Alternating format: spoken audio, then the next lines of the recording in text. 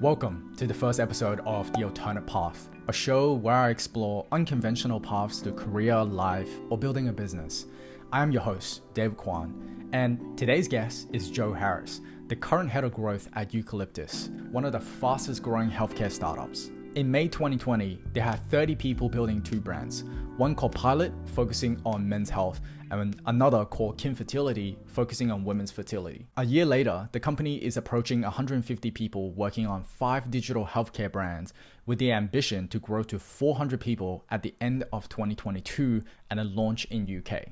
Now, it's not very often that a private company share the financials or future growth roadmap, but Eucalyptus have made their investment deck public for us to see. So if you're interested in a crash course on how to build a brand, especially in the healthcare space, I've left a link in the description section and also a link to their careers page. In my conversation with Joe, we talked about what exactly does a growth team do, and why did Joe leave a very comfortable job in Atlassian as an engineer to pursue a career in startups. We also touched on the practical things you can do to stand out in your career and what makes great talent great. So please enjoy my conversation with Joe Harris. I think a really good place to actually start our conversation is for a lot of people who I think the opportunity to work in Atlassian is something that people fight for. So one of my first questions is, why give it up to work in a startup?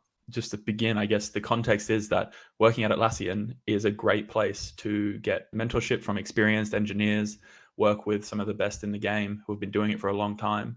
But by the time that a company is 5,000 plus people, it's going to run into the same endemic issues that all large corporations have, which is coordinating dozens, if not hundreds of teams, which leads to a lot of inevitable red tape where you need to get clearance and approval from dozens of stakeholders.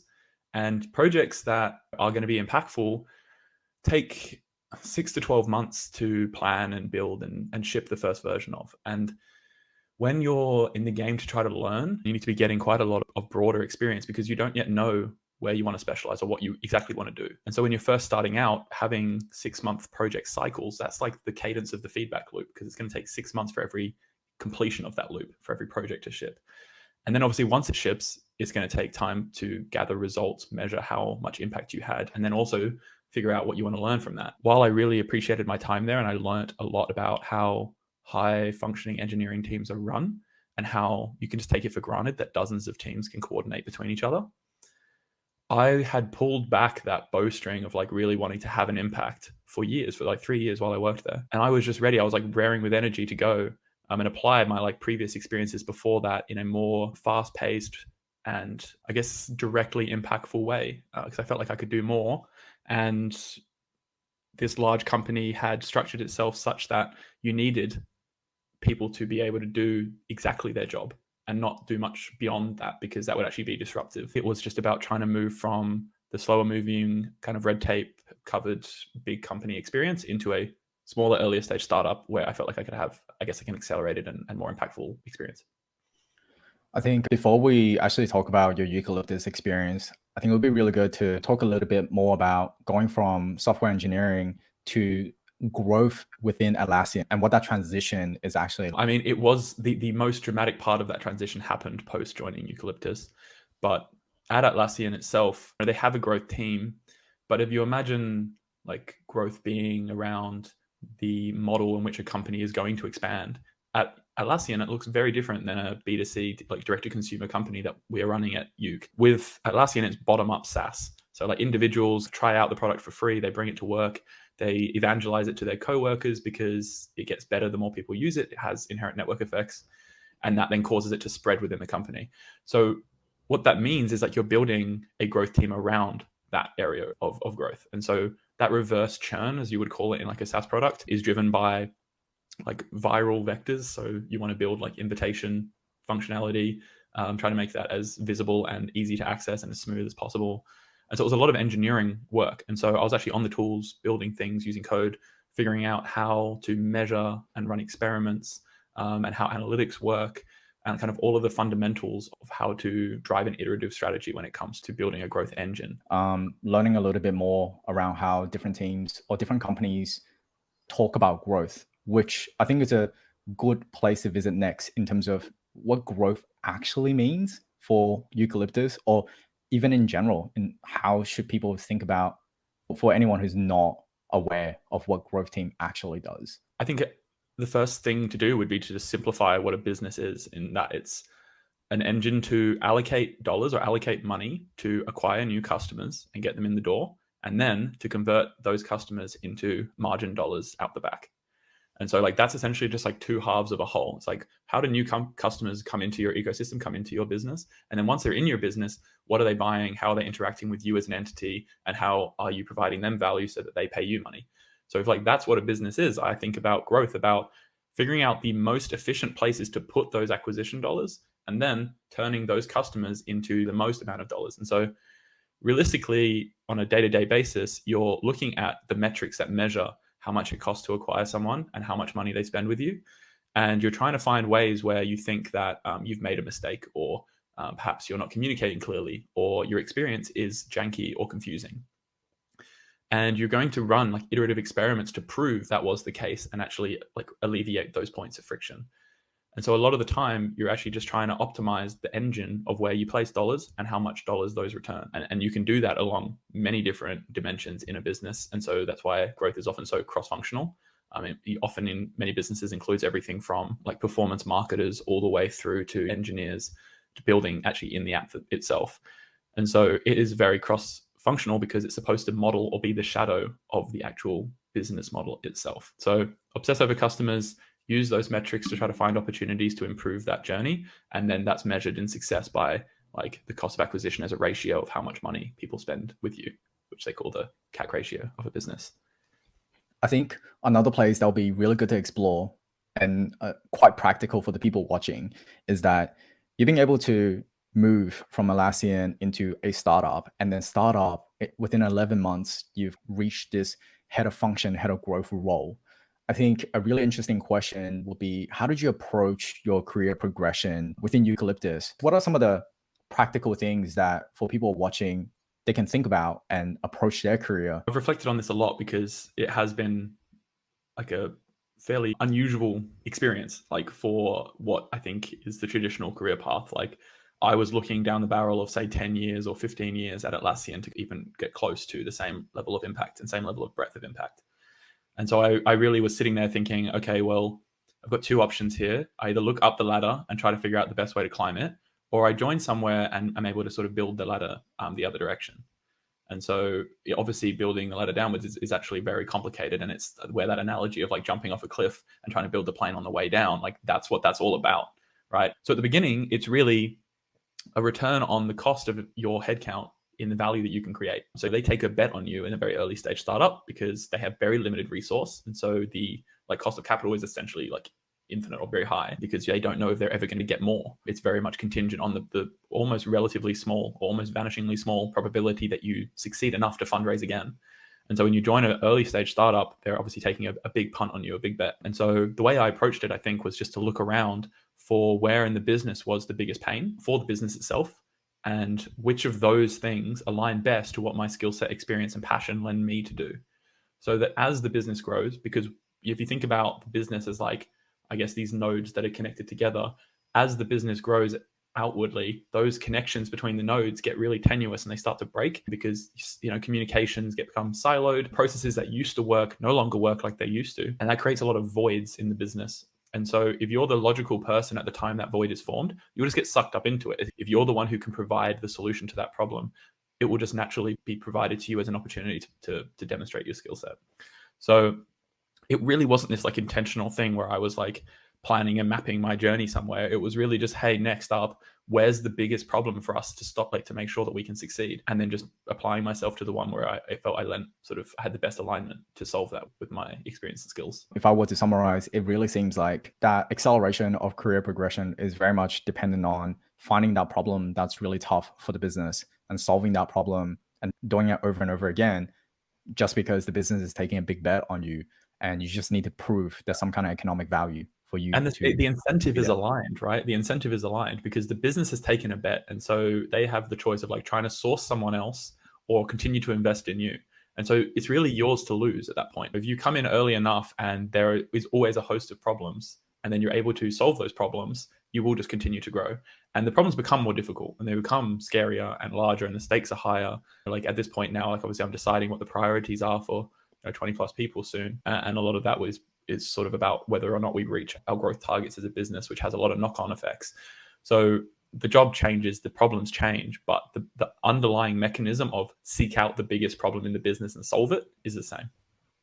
I think it'll be really good to revisit that, how role changes as you move into a more senior role, because it seems like you're no longer, I guess, doing the job, and you're hiring, I guess, in your place, someone who is even better to take over certain parts, and you're becoming like a people manager, if you will. Yeah, I mean, well, I've gone through the people manager role, and now I'm managing people that are people managers. So like it's yourself, right? So like it again is a different job, and that's been a bit of a drastic change too. Now still learning and adapting to that and trying to figure out where the biggest problems are for us now. When it comes to moving away from being what you call an individual contributor, or as you aptly said, the person that does the job, that is a difficult transition to make when you're used to being really hands-on. I spent multiple years, like I spent sort of the first 8 years of working being incredibly just like output driven. So just how much code can I write? Like I want to, build as much stuff as possible. I was just constantly excited to just get hands-on. And the first few attempts I had at management, which was prior to you could see that. You could see that in the way that I approached management. I was very micromanagey. I felt like I knew the best way to do it. And so I wanted them to do exactly how I would do it. And that just really wasn't a constructive environment, because it becomes incredibly, firstly, toxic for everyone involved, because they have no creative freedom, and people crave creative freedom. But also because I don't always know best. And to think so is hubris. And I think it closes off all space for other people to grow inside of your team and inside of your business. And ultimately, you're playing a long game here. So it's like, how many jobs can one person realistically do? No more than like 2 or 3. So as soon as your team grows beyond that, like you're now just a net negative drag on everybody else's time if you're trying to dictate exactly what they do day to day. So that was the first transition I had to make, was when I had come in and I had built out this discipline, which was growth engineering.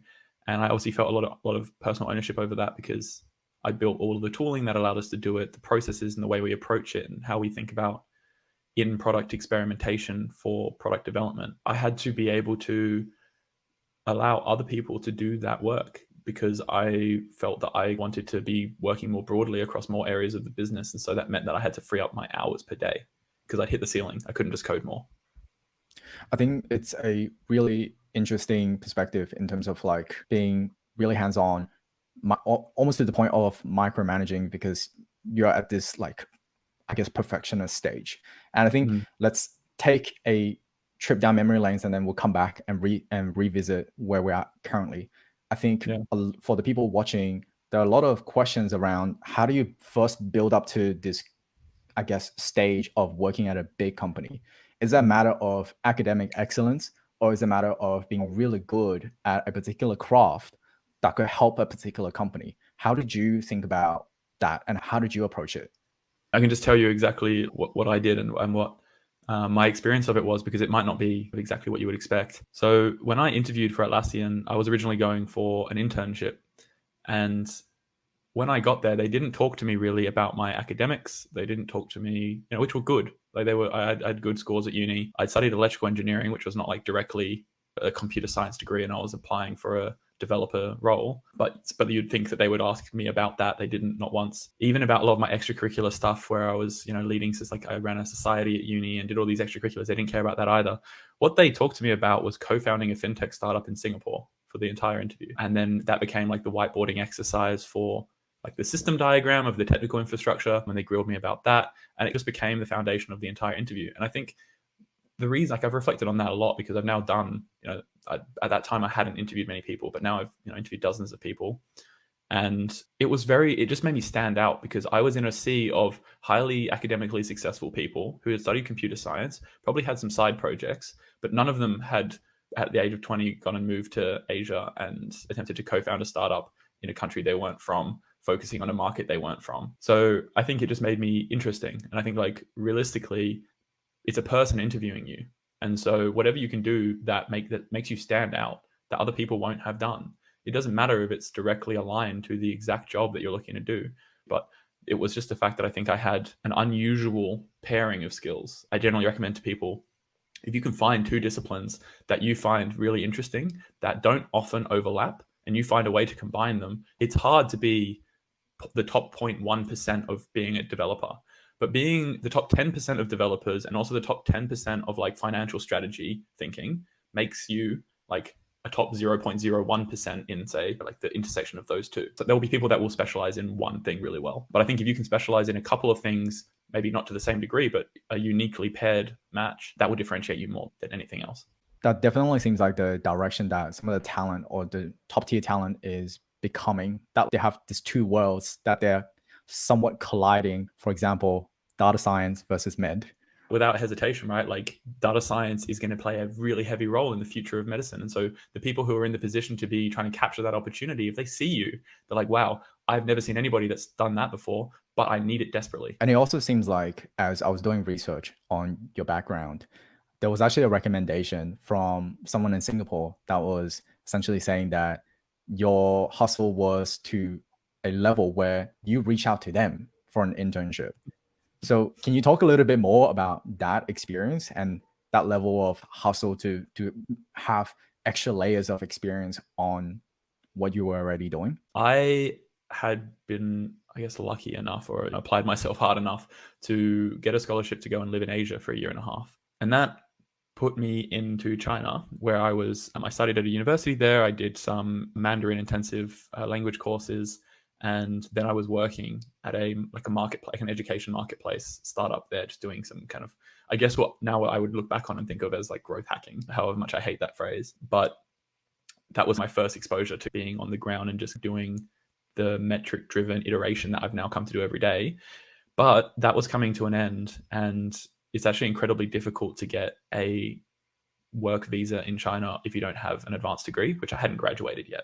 I deferred my uni degree. And so it meant that I actually had to reevaluate my plans, because I had a kind of pending job offer with VMware in China to be a software engineer there. And that obviously was going to fall through now because I couldn't get the visa sorted. I had the option to go back to Sydney and return to my co-op scholarship at uni, which was like, would take care of me and probably set me up for a good corporate career at like Telstra or down at EDI or like some large engineering firm. But that didn't seem overly attractive to me, what I was talking about before when it comes to like the trying to generate as much leverage on your time as possible and then capture as much of that value as possible. Those jobs didn't really seem to have that. Quite, I guess, long cycles, again, like 6-12 month projects, because they're like electrical engineering. So what do I do instead? I hadn't yet sorted that out, but I decided to write that email and quit that scholarship. Now, I don't know if I would make that call today. It probably was like a bad decision that had a good outcome, but it was an instance of burning my ships, I think. That expression, it's like I had no way back. If I came back to Sydney, then I would have essentially just like crushed my chances at a guaranteed corporate job, and I would have had to, I guess, start from scratch.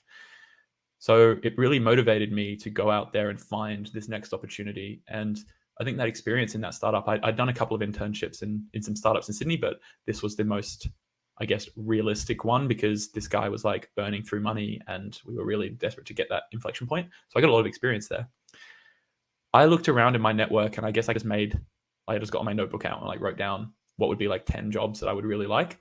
And I'd been exposed to this startup accelerator in Sydney called Muru-D, which was funded by Telstra. And it felt almost poetically ironic that I would end up getting a job at a Telstra-funded startup accelerator after I had quit a scholarship that was going to have me work at Telstra. But I felt that it would get me the exposure that I wanted, which was, how do startups leave like Australia or another Southeast Asian country, go into Singapore, and then from Singapore scale to the world? And I looked around my network and I was like, who do I know that's in Singapore? And I actually had an ex-girlfriend at the time studying in Singapore. And I just said to her, like, have you come across this accelerator at all? Because I'm really interested in it. And it's got like these 5 locations, and one of them is in Singapore. And obviously my VMware job, as I said, is like not going to work out. Have you had contact? And coincidentally, they'd gone to she was at the major university in Singapore. They'd come to some career day, like literally the week before. And she'd met someone there.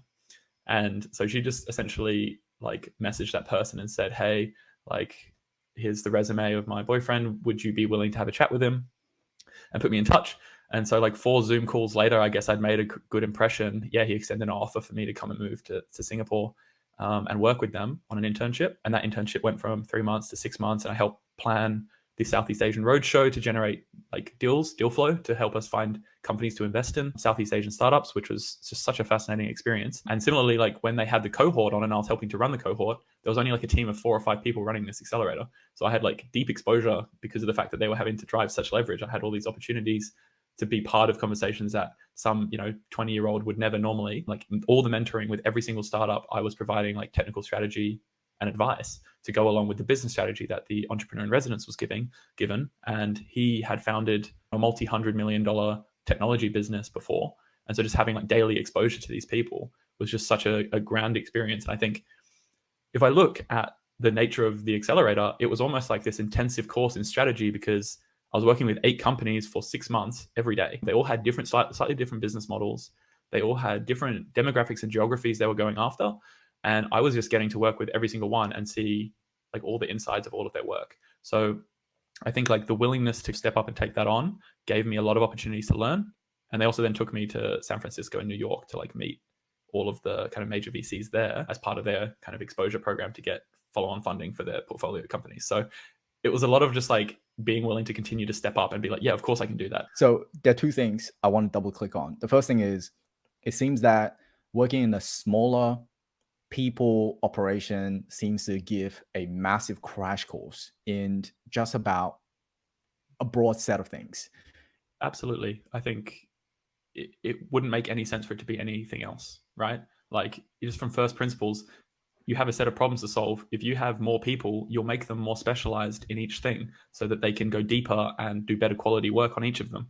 So when you have fewer people, they all have to be across more things and do more impact each. If you think of learning as a function of impact you make, then you're always going to learn more in that environment just from first principles. And it also seems like that in this environment where your learning curve is incredibly steep, if you can surround yourself with, I guess, talent who have already done it, who are exceptional itself, it just seems like the learning curve goes even steeper, because then you're not learning, I guess, the mistakes or things that you could have avoided if you knew someone who were better at a particular field. You're learning some of the best practices of how to navigate. If not, then the principles of navigating those environments. And I think that last point, I think that's it. I think that it's the way to think about it is it's all about pattern recognition. And you have to have seen things to be able to recognize them again. And so to be able to be in that kind of crash course environment with those 8 parallel companies and then having this learning parent, if you will, like the person who's going to teach you but not judge you when you fail, but they care about your development as a mentor, and so they're willing to be harsh with you when you need it. Because I had this like view of myself that was probably not accurate at the time, and I got knocked down a few pegs, and it was what I needed at the time, and it was harsh. I look back on that and I've actually become really great friends with that boss now. I lived with him for a while, and it was just like a really great experience to be able to have that like life experience shared with me from what they had done. And so yeah, like being able to surround myself with the people that had done it before, have them be openly willing to help mentor me, which I think is not as trivial as it sounds. I think that a lot of people are not very coachable, and you have to be really open to feedback, and not just be open to it, because taking it well in the moment is one skill set, but being able to actually apply it, which is where the person who gave you the feedback gets the value from. Because they gave it to you and then you succeed with it, then they feel good about that. And that's like that's a value add back to their life, and they're then proud of you by proxy. And so it's really important that you do both sides of that equation. Otherwise, you're wasting their time and your time. And what's the point of that? I feel like being coachable is such an underrated statement. We talk a lot about having great talent, but in a high performing environment, like I guess most people are pretty great. So then it's like whether they're coachable enough to navigate through that environment. In that environment, if you have a lot of high performers, say, and everybody, if you just like have this hypothetical where everybody starts at the same skill level and you're all starting from like a standing stop, it's going to be the one who can accelerate fastest that's going to win that race, right? And like the rate at which you can accelerate, that engine turnover, the pace that you do that is how well you take, integrate, and execute on feedback. It's important to be able to get feedback.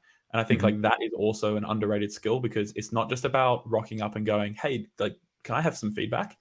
Like seeking good feedback is a skill set on its own, because you need to have the self-awareness to understand where you might have been weak, and then be able to ask specific questions that will actually trigger like reflexive memories for that person.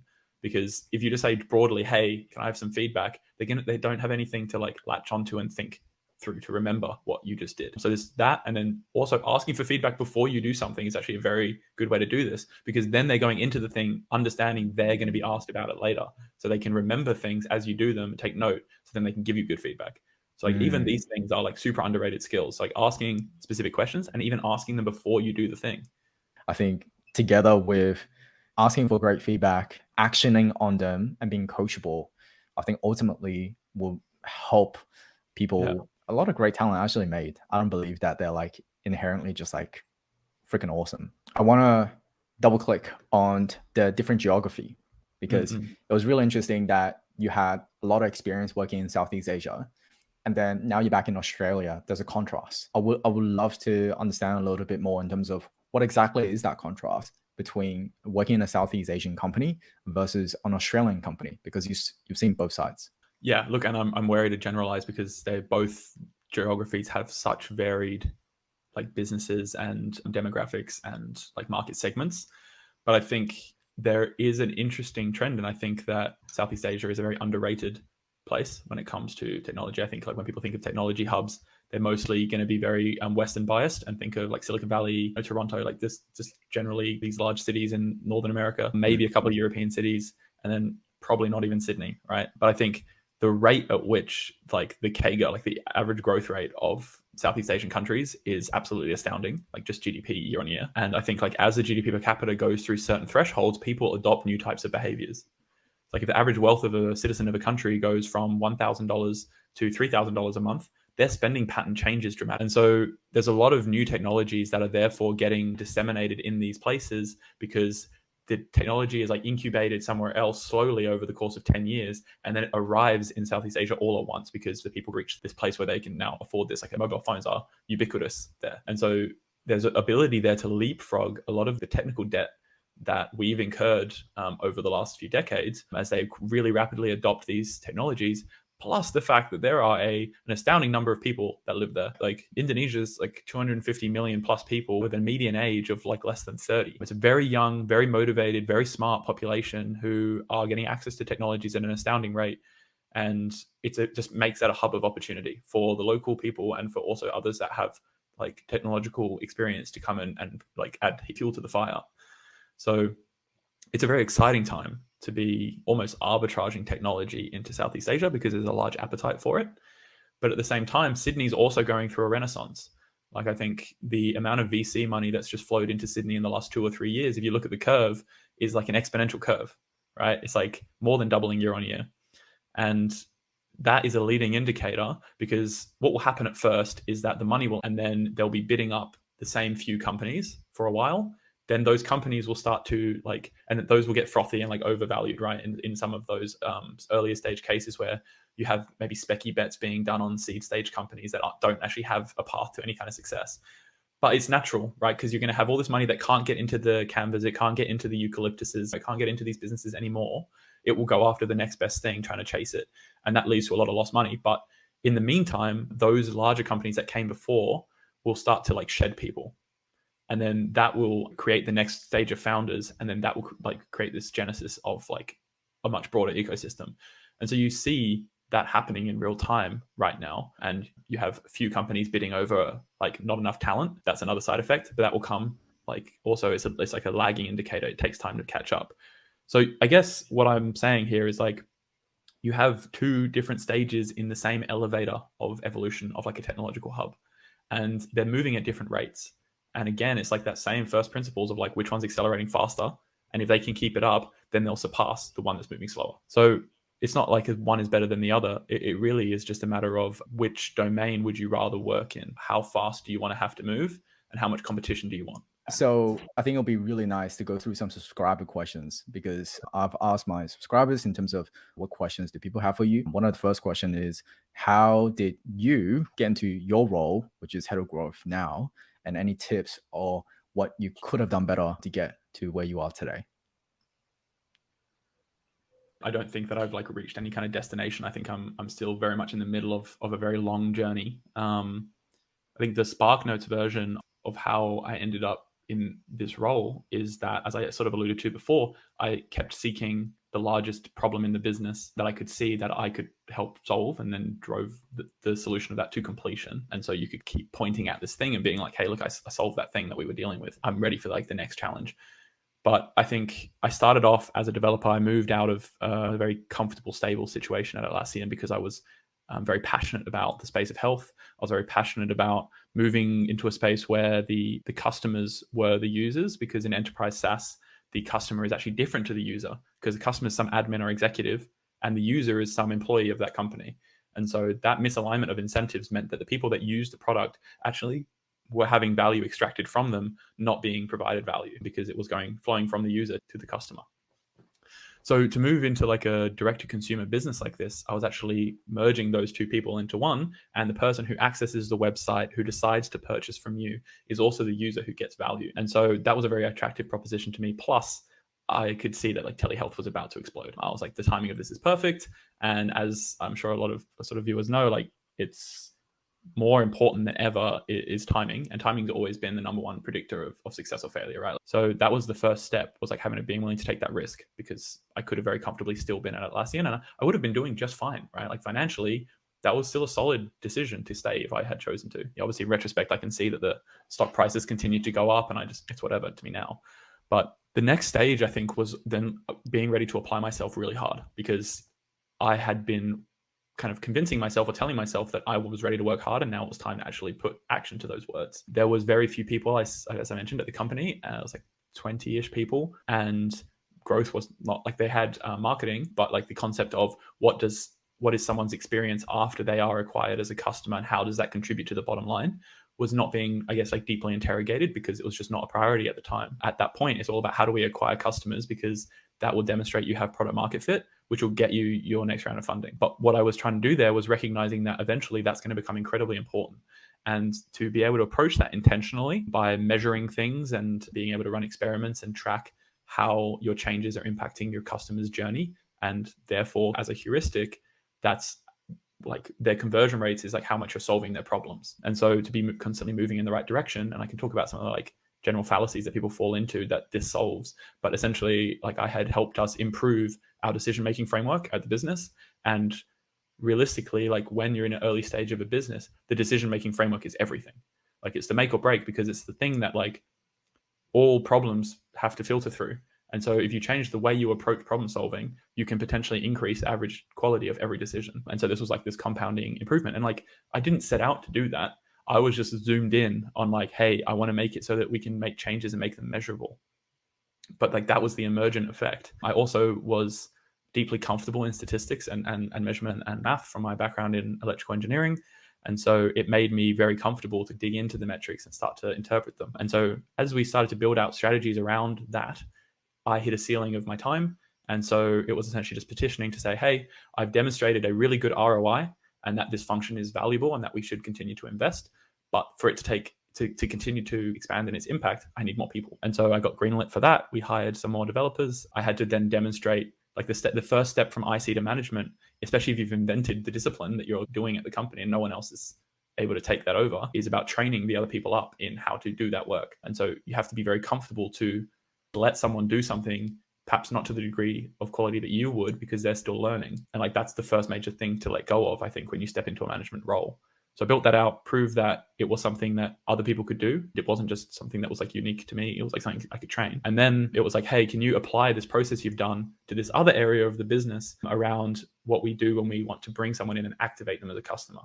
So things like landing pages, the e-commerce experience, or content, like the thing that they touch first before they end up becoming a customer.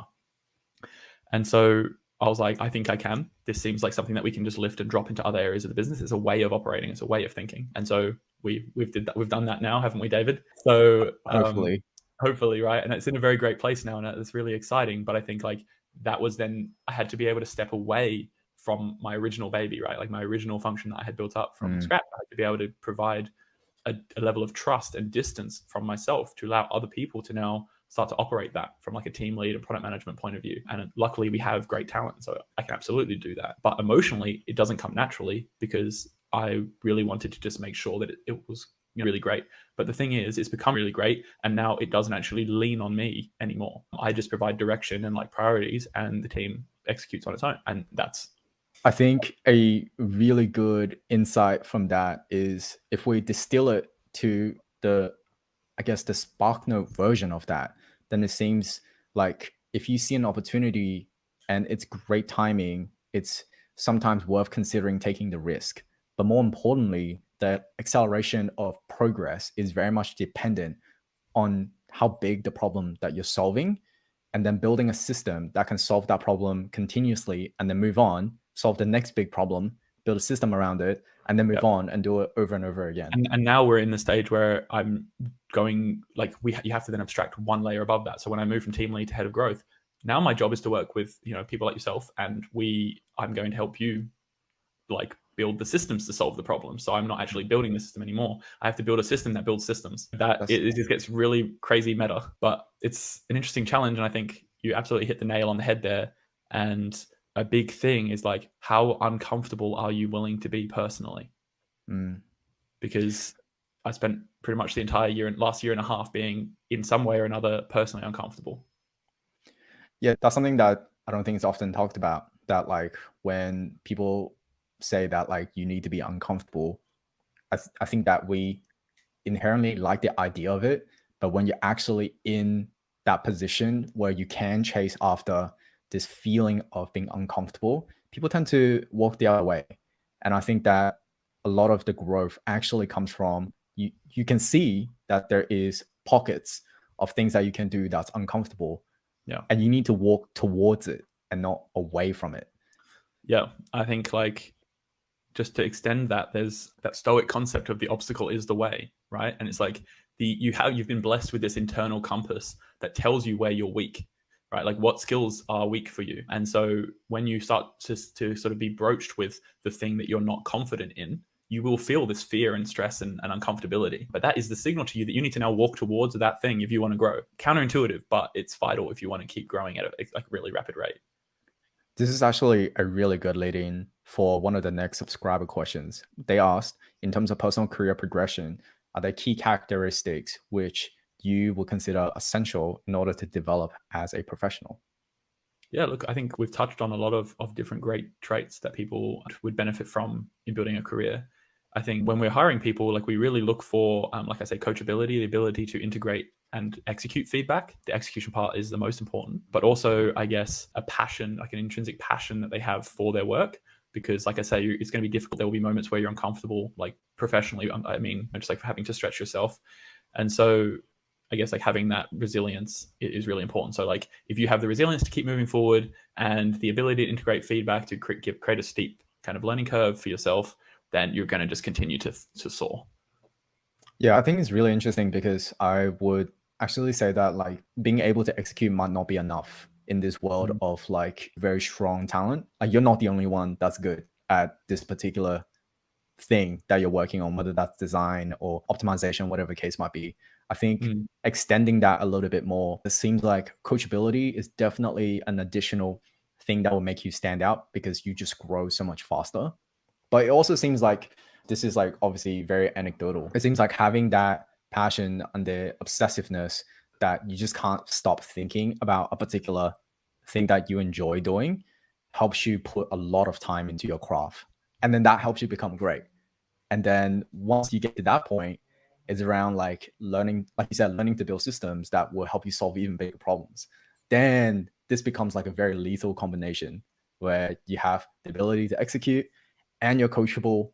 And on top of that, you have this obsessiveness when it comes to like getting better. I mean, like the thing I would say to like bring that to like almost a first principles point again is like people will obsess over their career trajectory at like a first order basis, and they'll like be looking for like a growth curve. But really what you want to be optimizing for is the first derivative of that curve, right? It's like that means that like you care about the gradient of that line more than the position of that line. Like how quickly is it going up? Because by the way, for the non-math nerds out there, gradient is the rate of change. Right. How quickly is it going up? So like the reason why that matters is because Like when something starts to go exponential, when you zoom in at the beginning of it, it looks flat. It's only when you zoom out that you start to see how exponential it has been. That's just the nature of like compounding, right? And so you will often at the beginning be doing like hard yards or like really trying to improve, but you might not see like a huge absolute gain. You might not see like a massive jump in your output or outcomes, but you're doing all of this hard work. Like you're pulling back this bowstring that when you let go of it later, your skill set's just going to completely differentiate you and you're going to go through the roof. I think like I spent 5+ years building up the skill sets and like really just grinding, trying to build up like the knowledge network, kind of humility to be able to walk into the trenches and like just do the hard work for a year and a half, like straight and without breaks. Another question that people want to know from you is that would you consider professional progression more a matter of specializing in a skill or subject or being able to sell oneself or network effectively? I think what they're really trying to ask is, should they work on their craft or should they work on their ability to try and climb the ladder, if you will? I mean, the cop-out answer is to just say both, but I think in this case, I would say optimize on your craft, right? Like we're talking a long-term compounding game here, but it doesn't mean that you can completely neglect your ability to network, right? Because like networking is just like how likable are you? And I think it's a huge underrated motive, like accelerator for your career to be to be likable. When you meet people, what feeling do they walk away with? That is going to be how they remember you, not what you said. It's going to be how you made them feel. And I think it doesn't matter how good you are if people leave every interaction with you feeling crap, because that's all they're ever going to think about with you. And that means they're not going to want to work with you, which means that when they have opportunities, they won't pick you. And even then, you can't approach your interactions with them even thinking like this. That's just like more of a post hoc like reflection on the nature of how that plays out over time. But really, it's like care about the people that you work with honestly and directly, and they will care about you. And those bonds will help the team be stronger, and you'll have a better time at work. And you'll get excited every day to go into work because you won't be dealing with like political BS. So that's why I would say both. But like, if you had to pick one, I would go for craft, because like, it doesn't matter how likable you are if you suck at what you do. But they both are important. Yeah, like I think when I mentioned climbing the ladder, it's probably not a very good representation of what they really meant. I actually don't think it's a cop-out answer to say both. I actually think that for you to be good at your craft, if you're unable to sell it to your internal stakeholders or stakeholders in general, what good is that? Like, because then they'll And that's never just like aligning, right? Like that's aligning your work to the business's needs, which is exactly how this whole conversation started, right? It was like when you're seeking out the biggest problem for the business, but it's not just enough to solve it. You have to be able to like point to how you solved it. Like what was the impact of the work? And so that's a lot about that sales of like the value of the work you just did. Yeah, I really think that like being good at a craft will open, or at least open the door, but you have to walk into the door to shake someone's hand and actually agree to something. But I would not just focus on your ability to sell, because if you're not good at that craft, just because you can sell, you're selling someone a dud.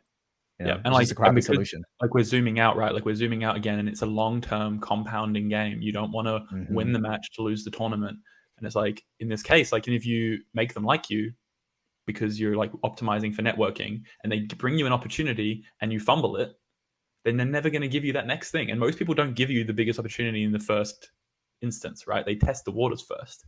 Yeah. And so to be both likable and excellent makes you invincible. More questions from the subscribers. They were asking, is there any low-level qualifications, experiences that will be super helpful for employment, whether that's TAFE, volunteering, on that side of things? Yeah, well, I mean, speaking to my own experience, as I was talking about my kind of experience getting into Atlassian, they didn't ask about most of the traditional kind of things that people optimize for. Like I had good grades in school, good grades at uni, did the sports and the society stuff at uni, and that was like a footnote in our conversation.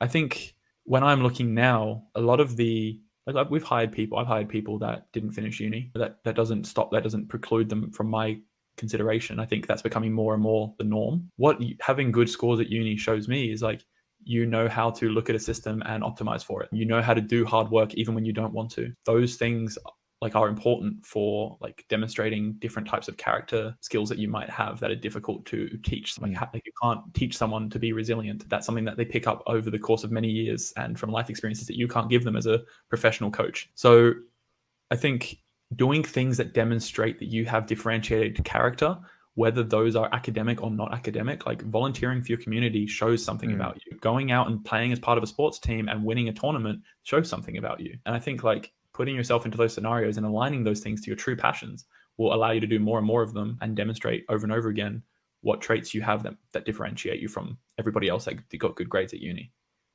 Yeah, I agree. Like nowadays, we are hiring pretty aggressively. And one of the things that is super interesting is that if you say that you are interested in a particular thing, what have you done to demonstrate that you are actually interested? Like if you say that you're interested in engineering or like growth marketing, what did you do? Because access to information is not a problem. It's actually really easy to access that information.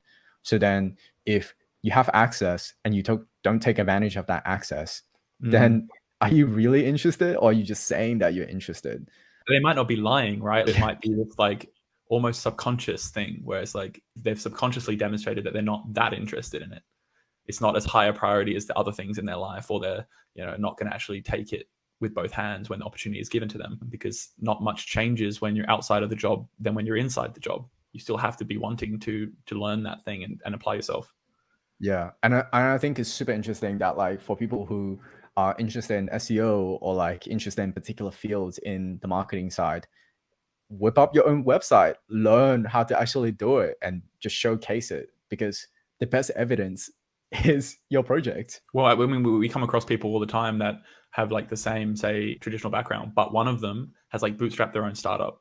Oh, It's a differentiator, and it shows not only that you have passion and you're going to go for things on your own when you're not being paid to do it, because obviously that's going to demonstrate a level of passion that is completely differentiated, but you also just mean you can follow through on things and like learn new skills quickly when you need to. There's a lot of implicit things that someone will take away when they see that on your resume.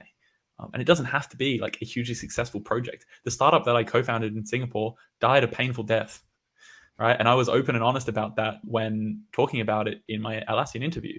But they still wanted to hear all about it because at 20 years old, I was like managing a team of engineers and like fumbling through architecting this system. And I had heaps of random hands-on experience that like I wouldn't have otherwise had. So optimize for getting into those scenarios where you have interesting stories and you learn things that you would have otherwise never been put across.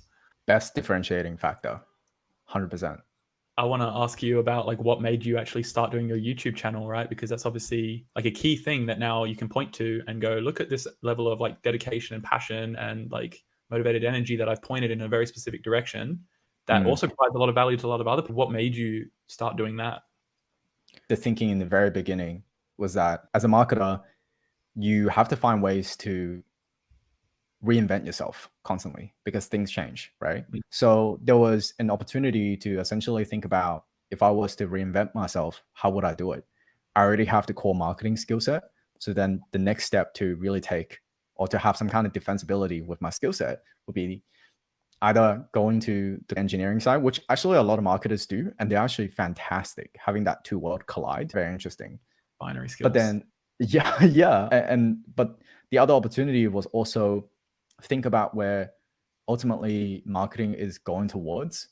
What is the next big unlock for marketing teams? And I thought about video. And the best way to learn about video was to make some and to make videos on YouTube. That was what got me started. But the commitment to keep going was I wasn't shooting for a subscriber count. It was just I'm very interested in trying a bunch of things, learning how to edit myself, write scripts myself. How do you go about doing everything? And I think it was just this commitment of releasing 2 to 3 videos a week. And I will learn how the YouTube algorithm works. The outcome was more about the number of videos instead of the actual view count. And then eventually I figured it out. But Yeah. I think the really interesting thing is that when I first started, there were so many YouTubers or like finance YouTubers. This is going to sound super bad, but I think what ended up happening is that if you have the commitment and you wanted to learn, you just have to last long enough to capture the value. You actually don't have to be the best. I can't say that I am a very good content creator, but I lasted long enough to reap the value. So Yeah. We're sort of saying about startup timing, right? Like you see these companies that have an overnight success, but really they're just in the grind for like 6 years. And then the paradigm shifts and they're the ones who are already, they have the 80 videos, to make the analogy to YouTubers, right? Like they have the 80 videos already in their backlog. So that when, we go into a lockdown and everybody gets interested in personal finance for the first time and they're all searching through YouTube, you already have all of the content in the reach, right? So it's like you're in the right place at the right time, but it wasn't just overnight. It was like you grinded for years to like create that backlog. Oh, it sucks. Like for anyone who wants to become a YouTuber, like that journey absolutely sucks. I've felt that No. pain. I made like 90 something videos when I was a teenager and I got over 1 million views, but like not a loyal group of like, I wasn't providing the value to the same people every time. And it was like an experience where I learned that, and I think like this is really like a big summary of it all, is like Mm, the fundamental part is having North Star of like, why are you doing this? Because mhm. when you do it, because you're on this compounding path, as we were talking about before, the beginning is really flat. And so if you're Yep. doing it for like external validation where you want this exponential curve, Mhm. 99 out of 100 people will not have a viral first video and they won't hit it big on their first startup and they won't get their dream job day one. But, they'll have to grind it out very slowly. But it's like you need to have a reason beyond that external validation to continue every day. And I think like that North Star is where it all comes back to it, because if you have that North Star, you have the resilience to persevere because the North Star is like aligned with your life mission, whatever that is. And you're able to integrate feedback. Like when you made a video and it flopped, you integrated the feedback, right? And you actually like changed the way that you did videos moving forward. And that allowed you to continue to build an exponential growth curve.